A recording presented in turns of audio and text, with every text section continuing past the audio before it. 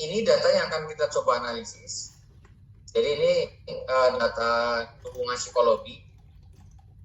Jadi alat ukur dukungan psikologi minggu lalu sudah saya singgung ya. Terdiri dari 16 item yang terbagi dalam 4 dimensi.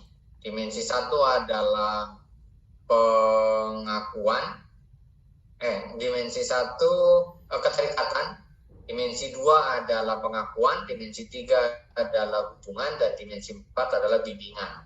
Nah, di dalam analisis pendekatan modern menggunakan CFA, kita tidak akan menggunakan lagi skor total. Ya, kita tidak akan lagi menggunakan skor total. Jadi kita cukup dengan skor dari setiap item. Di sini ya, ini alat ukurnya sudah diuji cobakan terhadap 99 orang. Ya, kemudian kita ingin melakukan apa betul bahwa itemnya sudah valid, dan apa betul itemnya sudah menggambarkan indikator, dan apa betul indikatornya itu adalah menggambarkan dimensi. Atau demikian juga apakah betul bahwa dimensi tertentu adalah menggambarkan dari atribut psikologis, dukungan psikologis. Nah, itu yang akan kita verifikasi atau akan kita konfirmasi atau konfirmatori. Data ini sudah dibuka untuk semuanya?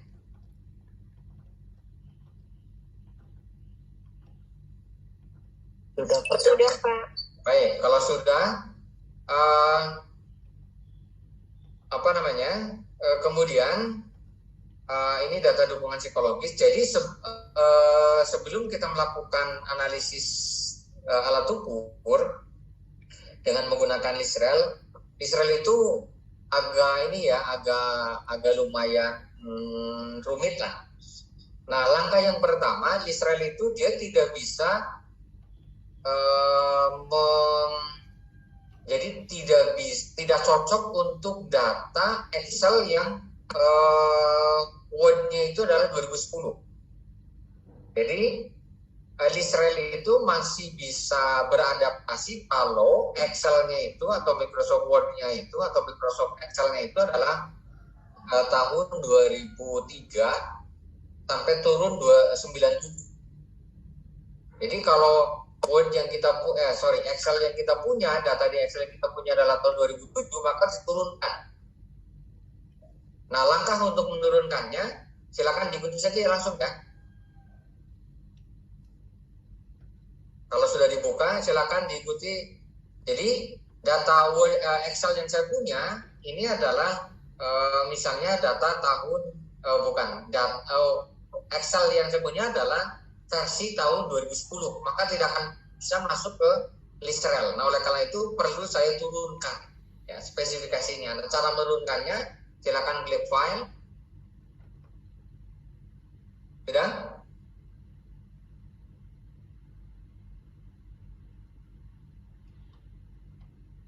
Kemudian save as.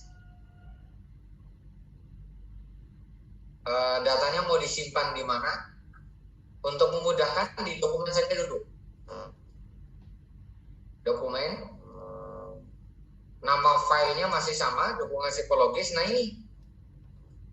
ini save as type-nya itu diturunkan menjadi Excel 97/2003 workbook. Nah, Excel 97/2003 workbook. Kemudian save as. Kemudian save. Nah, karena saya sudah ada datanya, maka dia minta di-replace. Oke. Nah, ini berarti data yang kita punya itu sudah diturunkan spesifikasinya menjadi Excel 97/2003. Klik continue. Sudah dilakukan?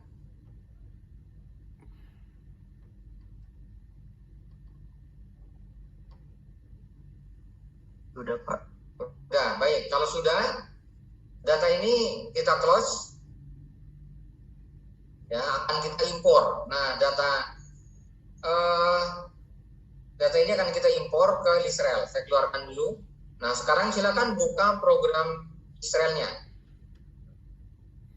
Saya akan buka program Israelnya yang sudah terinstall di dalam laptop.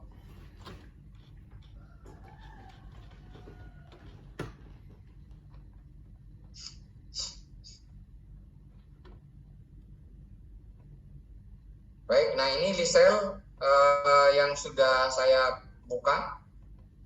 Tampilannya seperti ini. Nah, tampilan Lisraelnya seperti ini. Di sini Lisrael Windows Application. Sudah dibuka Lisraelnya?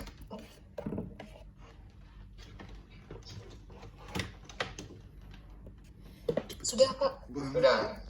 Nah, Lisrael ini salah satu software yang dia tidak bisa mengetik data manual seperti SPSS. Kalau SPSS itu kan datanya kita bisa ketik manual di situ, nggak usah di-copy dari luar gitu ya. Tapi kita bisa ngetik langsung di Lisrael. Nah, kalau di SPSS, kalau di sini nggak bisa. Jadi Lisrael ini butuh data dengan cara diimpor. Nah, untuk impor datanya, silakan ikuti tahapannya. Klik file. Sudah? Kemudian impor data. Nah, foldernya tadi filenya disimpan di mana? Nah, maka di sini di atas login-nya itu dicari di folder tempat kita menyimpan data. Selanjutnya, tipe data yang akan kita panggil ini di bawah. Di sini kalau masih ada tulisan akses diganti dengan Excel. Nah, gini. Jadi Excel XLS. Nah, setelah tipe data yang akan kita panggil diganti dengan Excel XLS, maka dia akan bisa tampil datanya ini. File yang akan kita impor. Sudah ketemu datanya?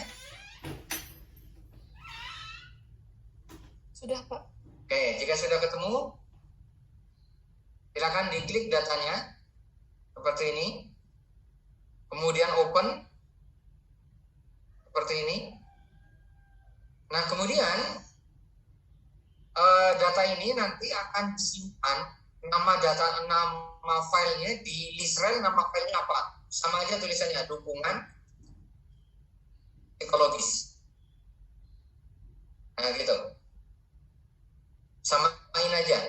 Jadi nanti file nama file Lisraelnya, ya, nama file data Lisraelnya itu adalah sama, itu dukungan psikologis. Jika sudah ditulis nama filenya, silakan klik save. Nah, seperti ini. Sudah muncul begini?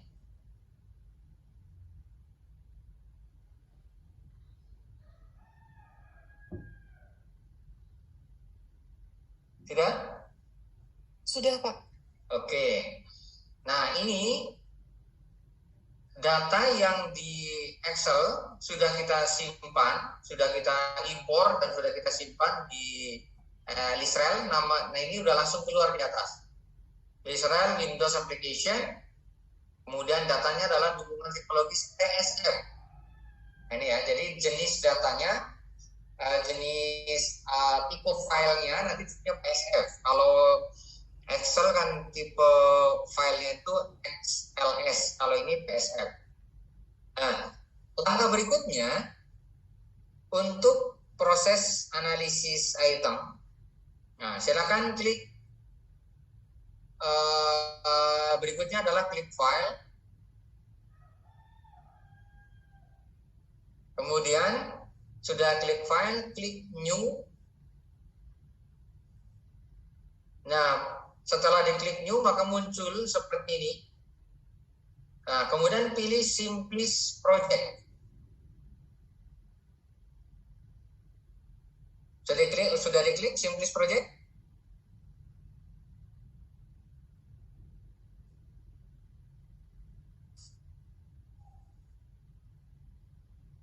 Ayo, sudah diklik belum?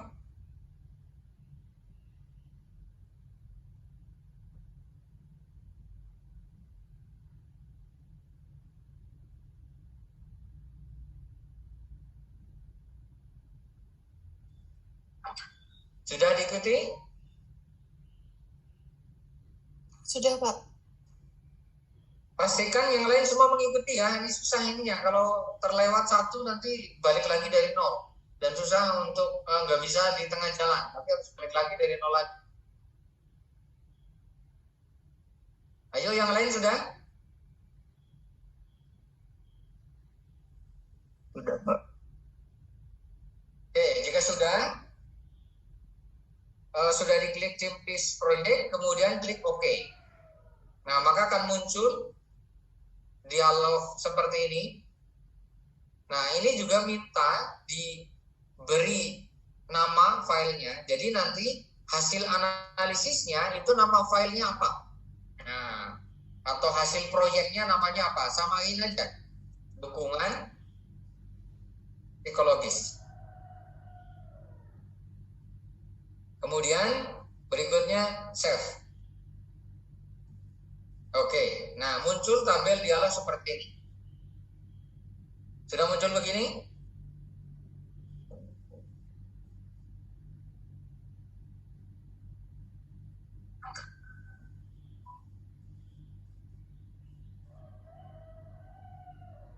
Sudah bisa kita lanjut?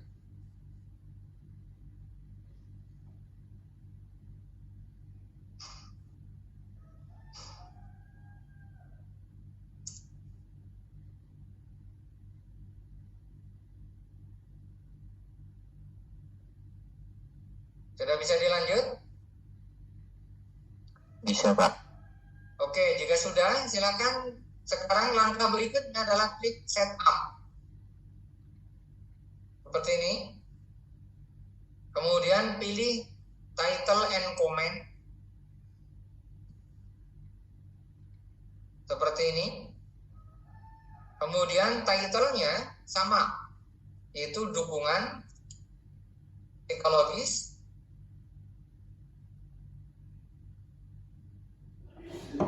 Nah, komennya itu beri nama kita yang menganalisis. Beri nama Anda yang menganalisis untuk komennya. Ini sudah saya beri nama saya. Sudah?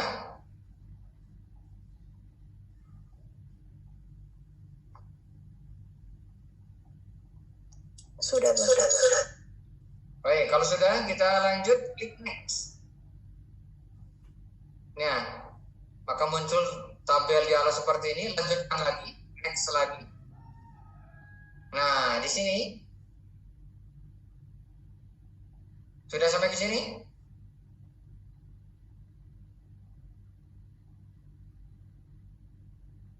Kalau sudah sampai ke sini, kita sekarang akan memasukkan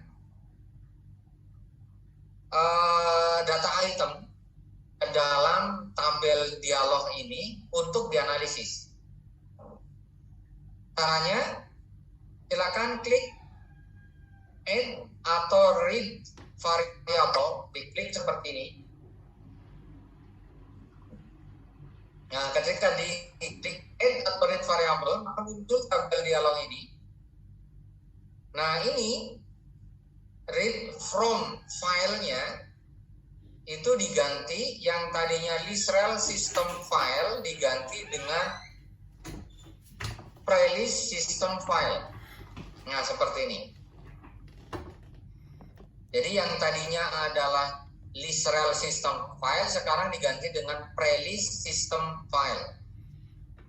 Kemudian klik browse. Nah, datanya kita cari dulu. Nah, ini.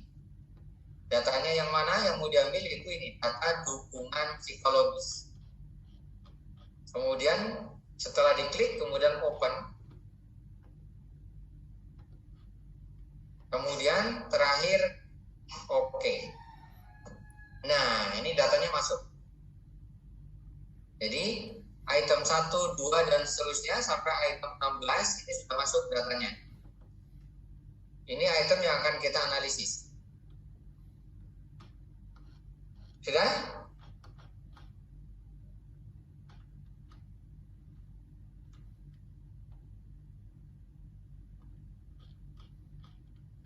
Bisa dilanjut?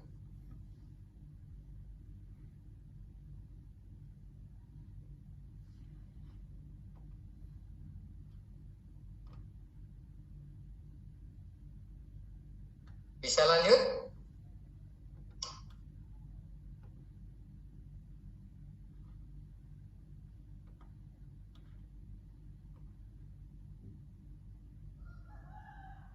Halo?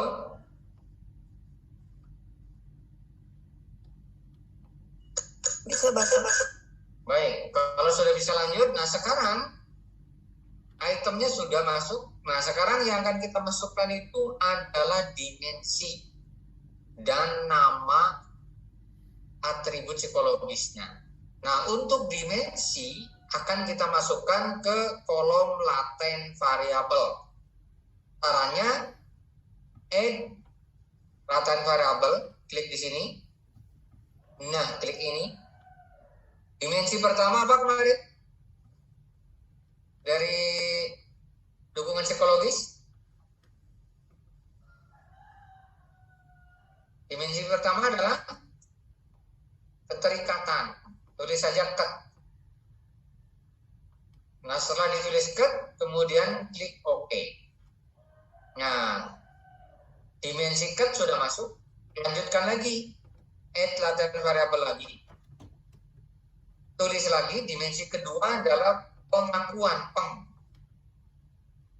Add lagi, kemudian OK lagi. Selanjutnya, dimensi ketiga, add laten variabel lagi. Dimensi ketiga adalah hub, hubungan, kita singkat dengan hub saja. Kemudian klik OK lagi. Dimensi keempat adalah bimbingan, kita klik lagi BIM, ketik lagi BIM, kemudian klik OK lagi.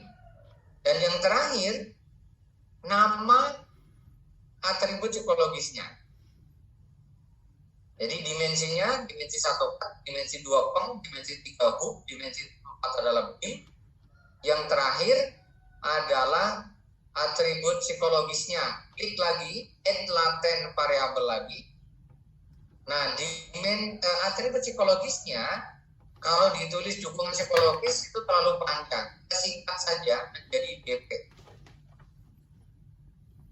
Jadi, add laten variabel dan atribut psikologisnya kita klik saja dengan nama DP, dukungan psikologis disingkat. Kemudian klik OK. Nah, berarti sudah masuk. Dimensinya sudah masuk. Kemudian nama atribut psikologisnya pun sudah masuk. Masuk di kolom laten variabel. Selanjutnya adalah ini sudah ditulis semua.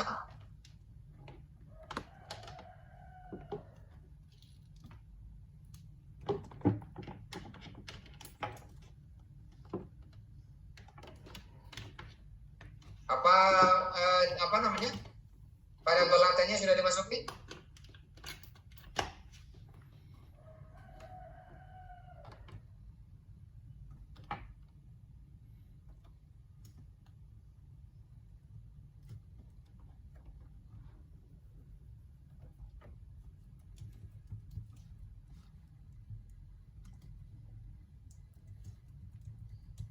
Ayo, udah dimasukin belum?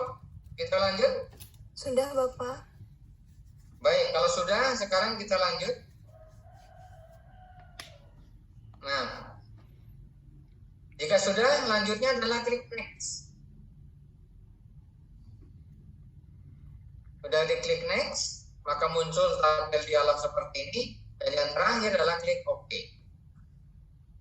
Nah, setelah klik OK, maka langkah terakhir adalah klik F8.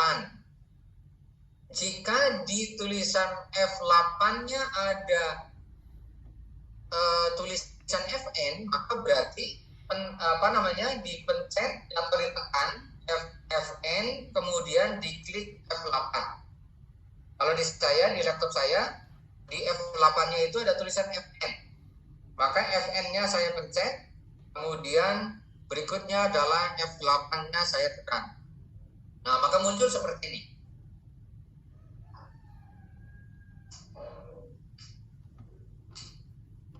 Jadi, FN, kalau kalau di F8-nya ada tulisan Fn, maka berarti ditekan atau dipencet F8 Fn-nya, kemudian pencet juga F8. Maka akan muncul seperti ini. Sudah?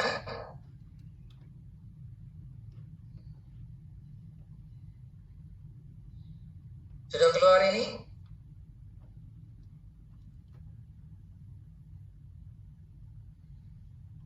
Kalau nggak ada Fn-nya, maka langsung F8 saja.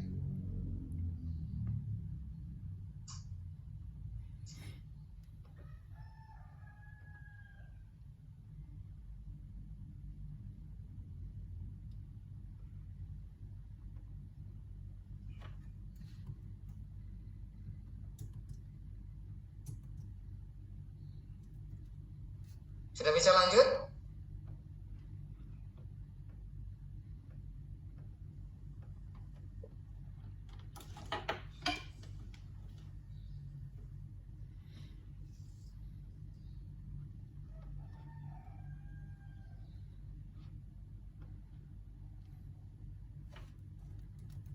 Sudah, Bapak. Baik, kalau sudah bisa lanjut, maka berikutnya adalah simpan kursornya di belakang huruf S pada kata relationship. Ya, pada kata relationship, kursornya simpan di belakang huruf S, kemudian setelah disimpan di belakang huruf S, kemudian enter. Seperti ini. Ya, kemudian enter. Nah, sekarang kita akan menganalisis. Cara menganalisisnya, harus itemnya ditulis. Item 1 itu adalah DP1. Item 2 adalah DP2. Item 3 adalah DP3. Item 4 adalah DP4. Item 1, 2, 3, 4 adalah punya atau item untuk dimensi 1. Nah, maka item 1 itu DP1, tulis saja ini. Item 2 adalah DP2. Item 3 adalah DP3. Item 4 adalah DP4. Pakai spasi ya. Jadi DP1 spasi, DP2 spasi, DP3 spasi, DP4 spasi. Nah, selanjutnya sama dengan spasi lagi. Dimensi 1 apa namanya?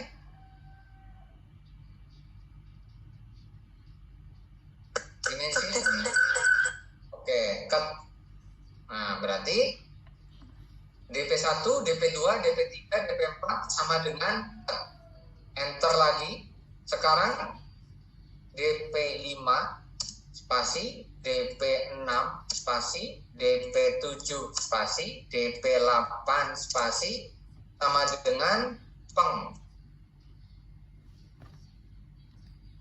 Sama dengan peng.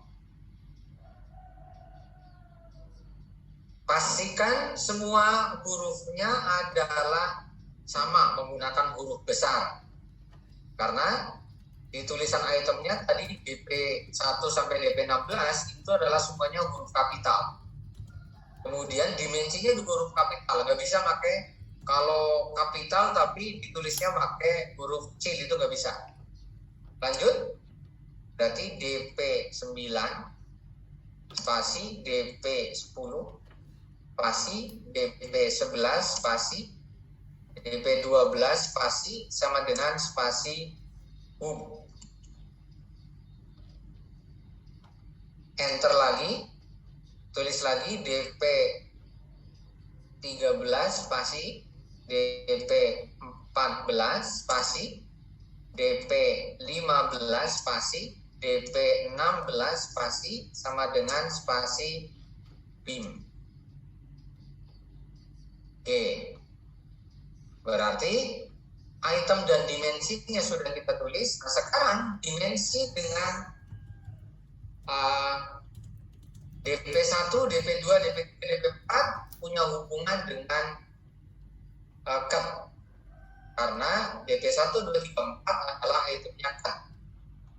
DP5 sampai dengan DP8 punya hubungan dengan peng, karena DP5 sampai dengan DP8 adalah itemnya peng, dan seterusnya. Nah sekarang enter lagi, berarti yang terakhir yang harus kita tulis adalah dimensinya, yaitu spasi peng spasi hub spasi bim spasi sama dengan spasi dp. Sampai sini.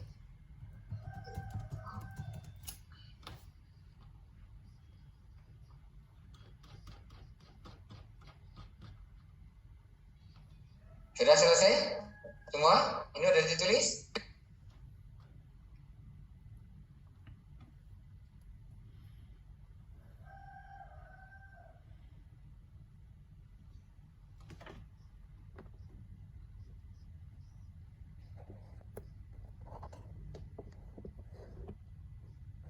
Bisa kita lanjut?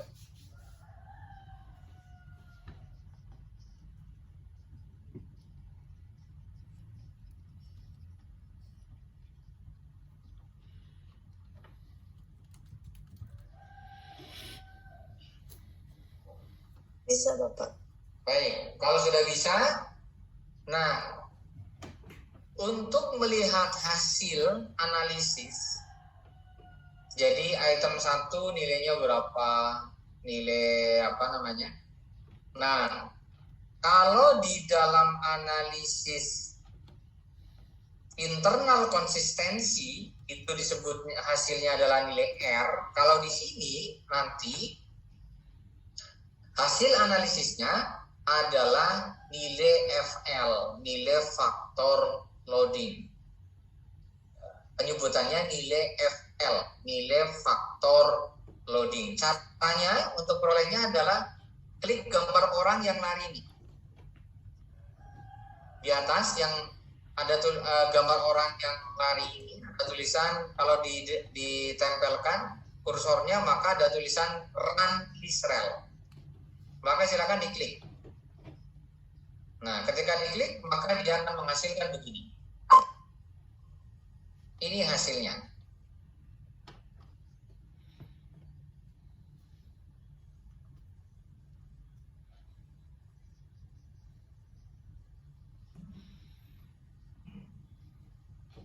Sudah memperoleh hasil begini? Inilah hasil dari analisis item pendekatan CFA. Nah ini item 1, 2, 3, 4 adalah miliknya dimensi cut. Item 5, 6, 7, 8 adalah miliknya peng. Item 9, 10, 11, 12 adalah miliknya hub. Item 13 sampai dengan 16 adalah miliknya bim. Kemudian cut adalah dimensinya DP, peng juga dimensinya DP, hub dimensinya DP, dan bim juga dimensinya DP. Di dalam analisis ini, betulkah bahwa indikator yang diwakili oleh item 1 miliknya cut, demikian juga indikator 2, indikator 3 menggambarkan atau tidak?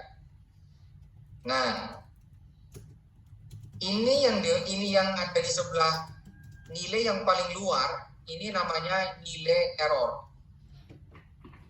Ya, nilai error. Sementara nilai yang ada di dalam yang kedua ini namanya nilai faktor loading. Ya, faktor loading. Ini juga nilai faktor loading.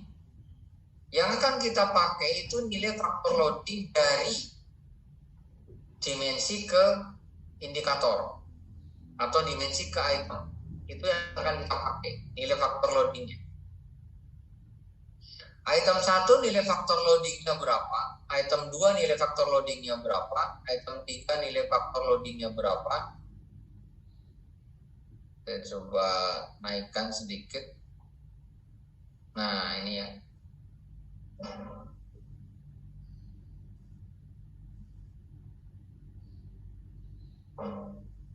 News.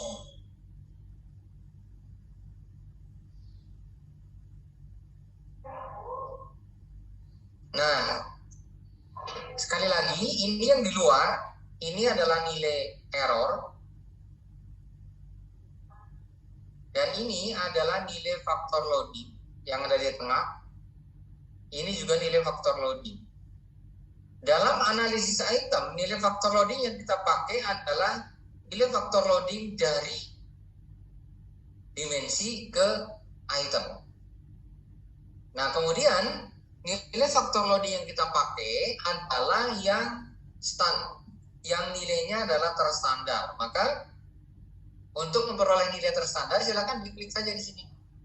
Kan di sini estimate-nya, ya. Di sini adalah estimate. Nah, klik di sini, klik. Kemudian standardized solution. Nah, kalau dia pakai nilai estimate, item 1 nilai FL-nya itu 0,43. Item 2 0,5, item 3 0,6, item 4 0,6. Item 5 0,4, item 6 0,3 itu kalau pakai estimate atau nilai yang belum terstandar. Nah, yang kita pakai adalah nilai yang terstandar, maka klik sini, pilih standard solution. Nah, ketika pakai standard solution, maka ini nilai yang kita pakai. Tuh, ini item 1 ternyata nilainya 0,6, item 2 0,5, item 3 0,68, item 4 0,7, item 5 0,5, item 6 0,4, item 7 0,6, item 8 0,5 dan seterusnya. Nah, ketentuan item yang baik dengan menggunakan analisis CFA adalah 0,51 ke atas. Kalau nilai faktor loadingnya, nilai FL-nya adalah minimal 0,51 ke atas, berarti itemnya bagus dan indikatornya menggambarkan dimensi. Itemnya bagus dan indikatornya menggambarkan dimensi. Artinya indikator cocok menggambarkan dimensinya. Itu kalau nilai faktor loadingnya minimal 0,51 ke atas. Jadi di atas 0,5 ya, bukan 0,5 ke atas, tapi di atas 0,5. Maka kalau di atas 0,5 maka jadinya 0,51 atau lebih. Ini ketentuan yang diberikan oleh Jurescope untuk mengetahui apakah satu indikator tertentu adalah menggambarkan dimensinya atau tidak. Nah, sampai situ ada pertanyaan?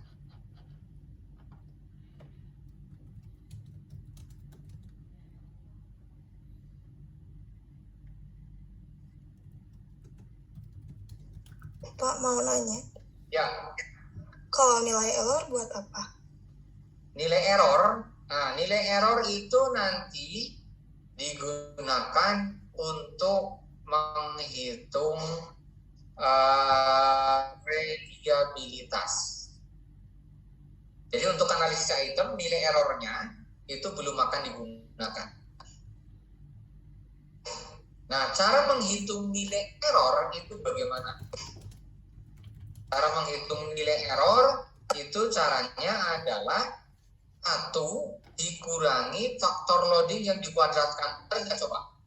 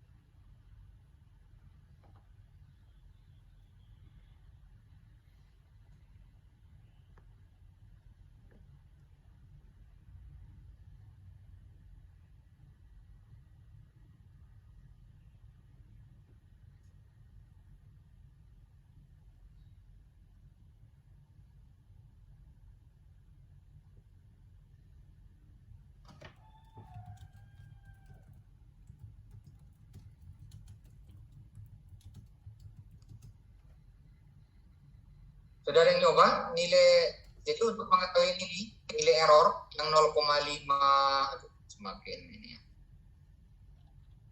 Image zoom dikecilkan.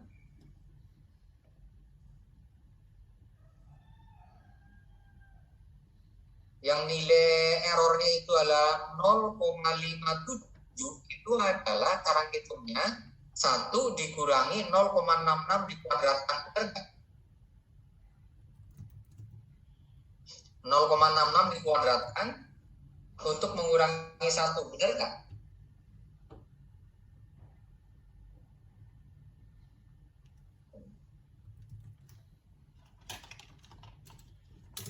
Ada yang ngitung? Gimana Pak? Tadi teh 1 dikurangi 0,66 gitu. 1 dikurangi 0,66, tapi 0,66 itu dikuadratkan dulu. 0,66 kuadrat hasilnya berapa? Nah, baru 1 untuk mengurangi 1. Benar nggak hasilnya? Iya Pak, di aku 0,5644. 0, ya itu kisarannya segitulah. Iya. Jadi cara menghitungnya begitu. Nah, apa arti nilai error di dalam? Nah, ini tidak diperoleh dalam pendekatan internal konsistensi, maka SPSS dia nggak tahu. Jadi indikator 1 itu punya peluang error, artinya indikator 1 itu sebetulnya tidak 100% menggambarkan dimensi curve. Kenapa? Karena dia ada errornya sebesar 0,5.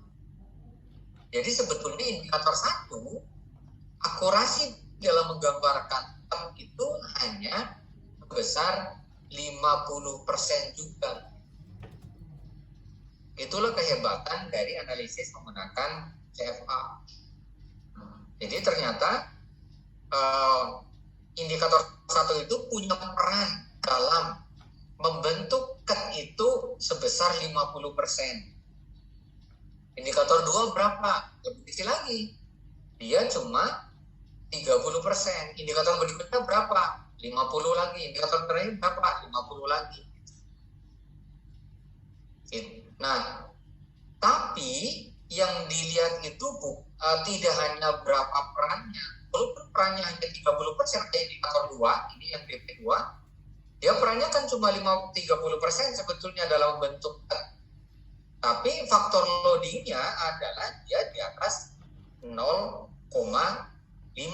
Maka berarti indikator 1, indikator 2 masih dianggap signifikan dalam menggambarkan dimensi cut gitu.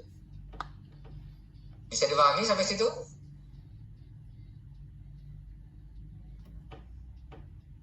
Jadi terkonfirmasi itu. Indikator 1 ternyata terkonfirmasi menggambarkan cut. Indikator 2 terkonfirmasi menggambarkan cut juga. Indikator 3 terkonfirmasi juga. Indikator 4 terkonfirmasi juga. Gitu.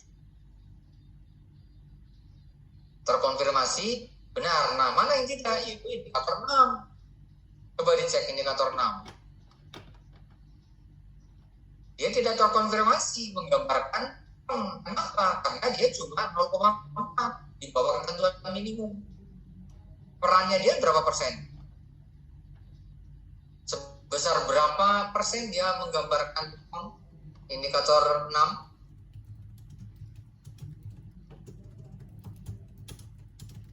Yang DP6, tingkat errornya DP6 berapa? 0,81. Nah, 0,81. Berarti dia cuma berapa persen? Menggambarkan indikator 6 dalam menggambarkan peng cuma berapa? 29%. 29. Terlalu kecil. Tidak cukup untuk bisa menggambarkan peng. Maka ini nanti harus dihapus. Ya, maka indikator ini nanti harus dihapus. Berarti indikator berapa yang harus dihapus? 6 Pak. 6. Terus? 10. 6, 10 nilainya berapa? 11 Pak. 11. Yang 6 mah, yang 10 mah 64. Kalau yang 11 0,32. Oke. Yang 11 0,32, berarti yang indikator 11 yang harus dibuang. Terus indikator berapa lagi?